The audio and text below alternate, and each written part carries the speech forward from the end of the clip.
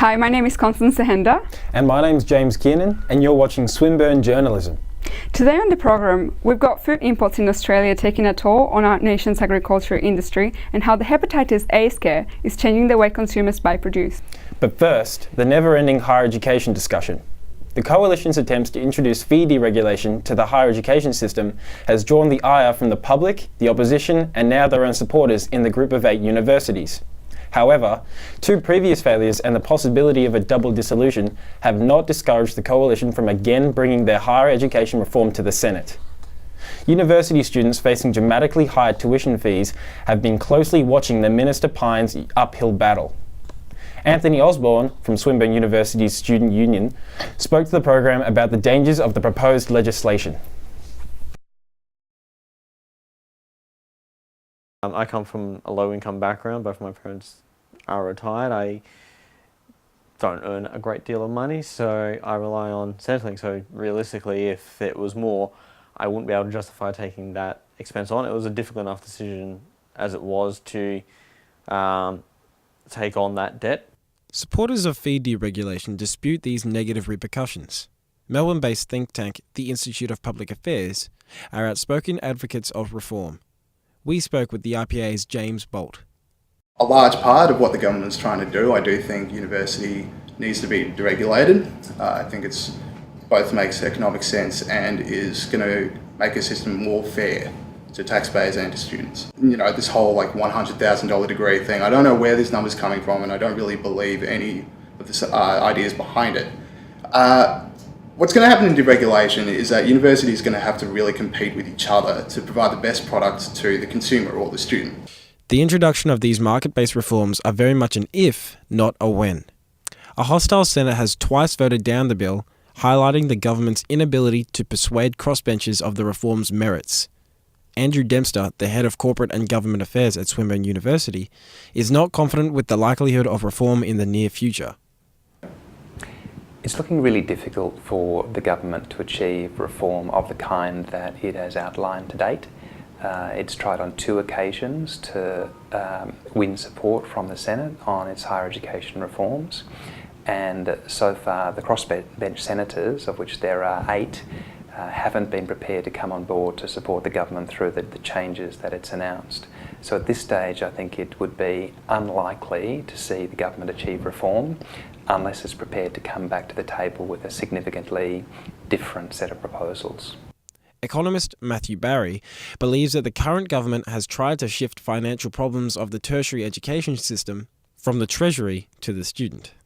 Ultimately, I don't think the system is broke necessarily, and didn't need fixing by Christopher Pyne in the first instance. And I think it's more of a again a sort of ideological let the market rip type IPA style reform, and B trying to shift the funding burden from government to students. They're the two objectives.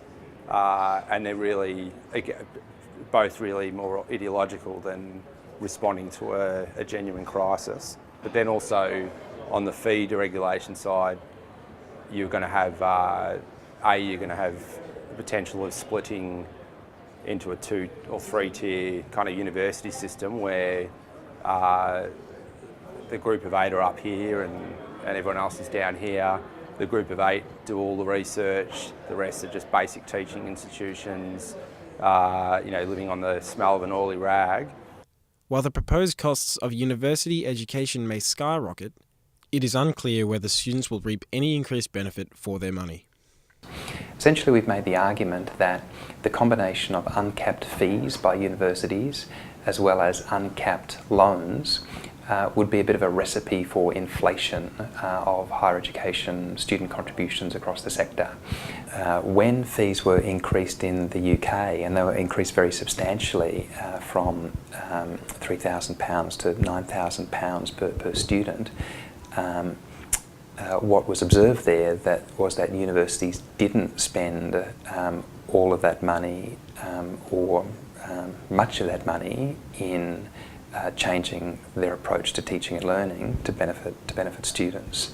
So I think that's actually behind some of the concern that the crossbenchers have with passing the legislation. If students are going to be expected to pay more for their education, it's reasonable to think that they will derive a personal benefit from it. And under the current reform proposals, it's not clear that there will be an immediate benefit for students who are paying the additional fees. Right now, the government is considering a third attempt to push these reforms through the Senate. Even though the government may compromise further on the rough edges of the bill, it is facing opposition from all quarters of the higher education system. Students like Anthony can do little else but sit and wait to see what burdens the future holds for university students. Future students will have to pay a lot more money, and that will be a barrier for those of low income or those from disadvantaged backgrounds, because it's harder to justify and then even harder to pay it off, especially if you're not guaranteed work.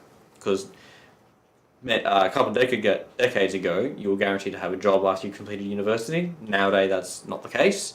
Graduate unemployment is rising, and so it's even harder to justify when you're not guaranteed a job at the end. Experts agree that if the bill is passed later this year, less privileged students like Anthony will have fewer opportunities to attend their university of choice. Even with the support of HECS and HELP, the 27,000 students that drop out every year in their first year of studying will have accumulated thousands of dollars in debt. It may be soon as unattractive as ever for young adults to further their education. For Swinburne News, I'm James Giernan. The 2015 budget revealed by the Education Minister's surprise was simply a reaffirmation of the government's commitment to passing his controversial reforms. The Department of Education and Training's budgetary forecast reveals the expectation that a hitherto unconvinced Senate will enact Mr. Pyne's reforms. The Department of Budget statement outlines the government's continued pursuit of reforms to the provision of Commonwealth subsidies. While the Treasurer did not make any mention of the higher education system in his address to Parliament, this budget contains the same core assumptions as its first one. The government is expecting the amount of students enrolled in full-time equivalent higher education to increase by more than 100,000 by 2018. This dramatic increase can be attributable to both Labor partial uncapping of universities' enrollments and the Coalition's expansion of HECS help support to the TAFE sector. The proposed 20% reduction in federal funding to universities has been shelved for the time being, though it appears Mr. Pyne's design for deregulation will be aired again in the near future. The Higher Education Research and Reform Act is grounded due to the belief that the deregulation of the sector will lend itself to a more equitable system. The current government has not been able to sell this angle, despite initial support from powerful sandstone universities. An unmoving Senate has been the catalyst for a national debate on how higher education is funded, a feat that has not been achieved in recent years. Each year, the Grattan Institute, a non-aligned public policy think tank, delivers a report on the state of the higher education system. The current report states that university supply is moving closer to student demand, arguing that 83% of applicants received an offer in 2014 compared to 77% in 2009. While fiscal expedience led many vice-chancellors to argue vociferously against the proposed 20% funding cut, there was much broader community pushback against the notion of full-fee deregulation. James Bolt, from the Institute of Public Affairs, spoke to the program about the status quo in higher education and the proposed need for deregulation. James Bolt, thank you for joining us. My pleasure. Could you briefly outline for us what the IPA's role is in pushing through the Higher Education Reform Act? If you ask us what our position was, and we don't really have an official one, but if you ask me what my position was, I support a large part of what the government's trying to do. I do think university needs to be deregulated. I think it's both makes economic sense and is going to make a system more fair to taxpayers and to students. Could you explain to me how the proposed deregulation, including these much higher costs for university, how does that fall into fairness for most Australians? I'll deal with the much higher cost part later.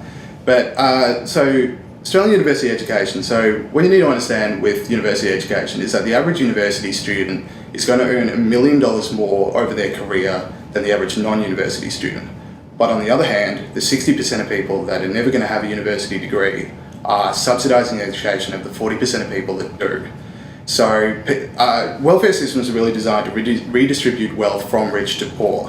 What's happening with university education is that the poor are subsidising the rich to have better opportunities and to improve their own financial standing. So that's not really fair in my books. Students who are going to earn more money should really have the responsibility to pay for their own education. With a much, much higher cost, this whole like $100,000 degree thing, I don't know where this number's coming from, and I don't really believe any of the ideas behind it. What's going to happen in deregulation is that universities are going to have to really compete with each other to provide the best product to the consumer or the student. So if a university jacks up its prices to unsustainable or unaffordable levels for students, they're just going to lose students. At the end of the day, we are slowly moving towards a more open, unregulated field. Right. Is that the American experience, in your view? Well, the thing with America, and I think you might be quoting the amount of debt that students acquire in America, but the big separation between the Australian and the American debate right now is that in Australia, there's nothing that's going to change with HECS or HELP. So that means that even if university costs do go up, and I don't think they're going to go up to incredibly high levels, but even if they do go up, students won't be really forced to pay any upfront money or any money while they can't afford it. They're going to be paying back their student education when they're earning $50,000, and the interest is going to be very low. So the idea that there's going to be crippled students who can't afford to live is not correct. That's true now, but the Coalition's first lot of policy on this said that the rate at which you would be paying back your HECS loan, the service ceiling wouldn't be $50,000, was going to be dropped down to minimum wage, which was $36 a year, $35 a year. That was the initial policy. I didn't read it, to be honest, but I do know that the policy, the reformed policy that was going in now, was at the $50,000 level. And obviously, we do have a Senate and a backbench that are being very forceful in trying to get the proper reforms. So if there is going to be something that is not fair to university students that's going to be passed, there is a large deal of roadblocks in the way that are going to be able to stop anything that's going to be unfair for students. This piece of legislation's bounced around Parliament House for a year and a half now, and the form that we're finally seeing it in is sitting in two clean halves before the Senate. Why are those roadblocks there? Why has it faced so much opposition? Well, it's faced so much opposition really because, first off, you do have the hostile Senate, and the government's fighting the Senate on every minor issue that's coming up right now. So they've all got their own reasons for not supporting the bill. I think Jackie Lambie was said it's just going to be money passing around to the government's mates. I still think the bill should pass. I don't think the people blocking it are correct, but it is going to rely on the government to be able to talk to these crossbench and Labor senators to make sure that the bills do go through. And I'm just interested to know kind of what's changed in the political climate since 2013 and now, where even the commentators on our political scene have seen such a dramatic shift in this being now acceptable. Well, as much as I would love for the IPA to take full credit for university deregulation, I do see that there is a lot of other institutions that are calling for it as well. I do know actually, it's that the Group of Eight, so Australia's largest universities, have been very, very vocal in saying that these reforms need to pass. And good policy is good policy, whether the IPA is calling for it, the Group of Eight, or maybe even the Coalition itself. Good policy is good policy. Thank you very much for that. No worries at all. Despite passionate backing from many groups and the unwavering support from Chris Pyne, the Senate's continued refusal has put the Higher Education Research and Reform Act very much in limbo. After added initial support from the Group of Eight, Australia's highest regarded universities, the bill seemed to have more than enough support to be passed. However, after the public, specifically current and future students, caught wind of the bill and the inferred fee raises for university students, public perception of the bill quickly became negative, possibly influencing the Senate's decision to deny the contentious bill. Though the budget left the door open for the reforms to be once again proposed by the Liberal Party and accepted by the Senate in the future, past refusals by the Senate suggest that only a harshly diluted bill could be passed. Post-budget, Chris Pine is ready to present the somewhat popular bill in front of the Senate again, with unpredictable results. More on this story on Swinburne Journalism as it unfolds. And now, as food imports in Australia rise at a rapid rate, so does the adverse effect on our nation's agriculture and farming industry. Imports have taken a toll on our farmers and consumers and are now affecting how we as a nation are buying produce. The recent hepatitis A scare in frozen berries has changed the way Australians are consuming food, and farmers are calling on buyers to look out for local produce while being aware of where the food is coming from and what chemicals it might contain. Turn to breaking medical news right now. As many of you may be preparing your breakfast this morning, there is a developing and potentially lethal headline to tell you about regarding a breakfast staple. An outbreak of hepatitis A from imported berries has prompted an overhaul of food labelling laws. The federal government has announced it wants to introduce clearer country of origin labelling rules so people know what they're buying. Good evening. Hundreds of children at South Australian schools and childcare centres may have been exposed to hepatitis A. A change is occurring in the way Australians buy their fruit. As a nation, we are becoming more health conscious whilst also looking for a quick fix on the go. Centres and any children who have been infected may not yet be showing symptoms. The hepatitis A scare in some frozen imported berries from Chile and China raised the issue that some brands are not clearly labelling their packaging with the product's country of origin.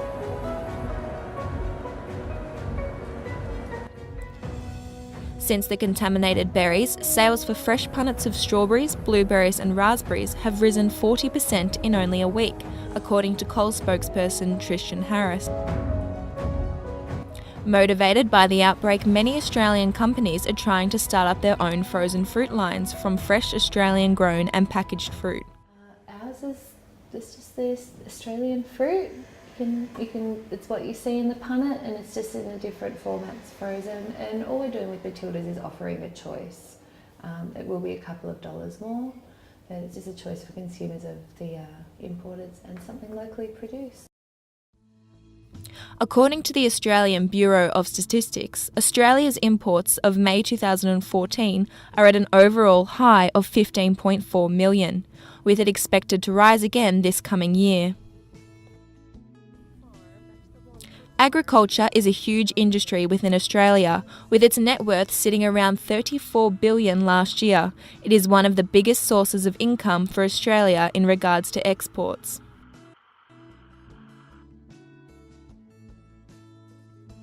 But if the country's continuation to exceed the expected imports and reach all-time highs, what will this mean to the farming and agriculture industry?